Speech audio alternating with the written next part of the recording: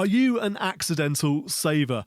There's a lot of bad stuff associated with the pandemic, and it's most definitely been a pandemic of two halves from a financial perspective, with some people a lot worse off and others, weirdly, better off as a result. A new report out today has found that more than 6 million people in the UK have become accidental savers during the pandemic.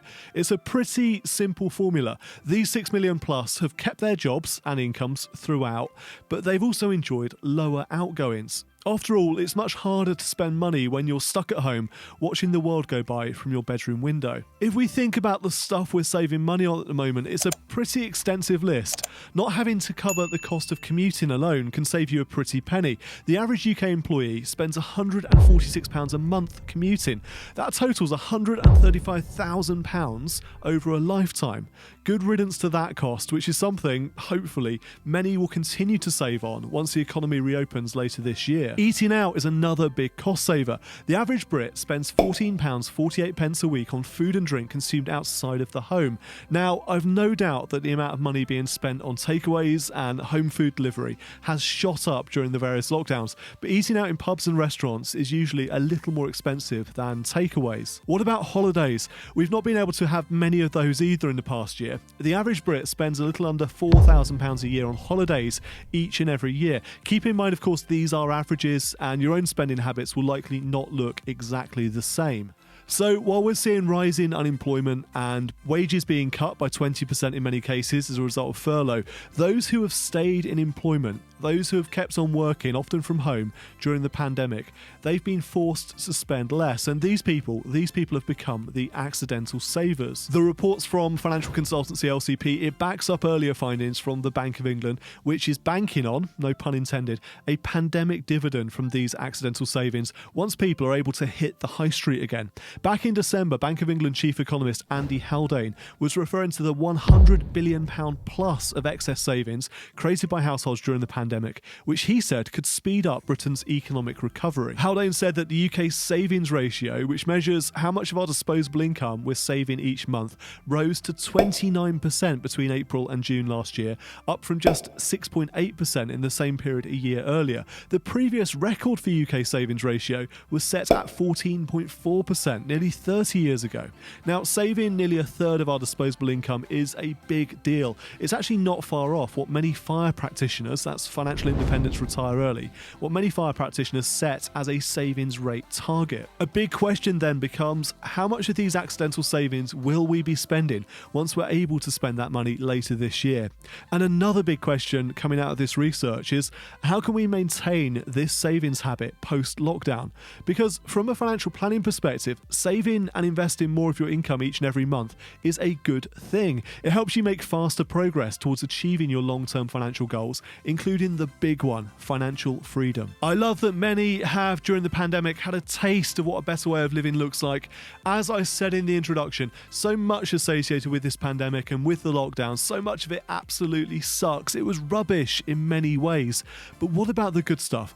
Not having to commute for a couple of hours a day to an office, for example, that has contributed towards these accidental savings, but it's also freed up a great deal of our time. It's created more time to spend with family, more time to work on our health and fitness. When I talk about wealth, I talk about the 4 different types of wealth and our strange focus on the first 2 types, that's money and status. It's actually the second couple of types of wealth that are far more important, time or freedom and health.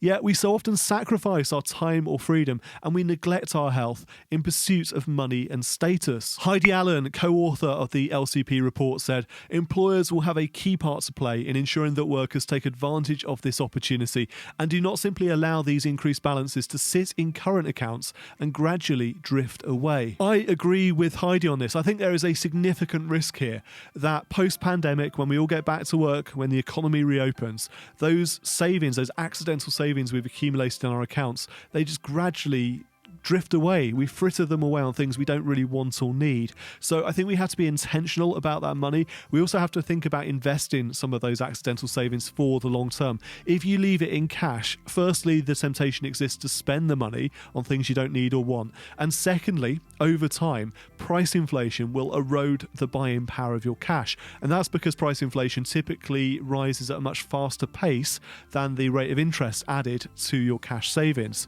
I also think one of the most significant significant ways in which employers can contribute to maintaining a high savings ratio post-pandemic is to offer their employees greater flexibility and then lower associated commuting costs in terms of both money and time. Progressive employers will not be forcing people back into the office post-lockdown.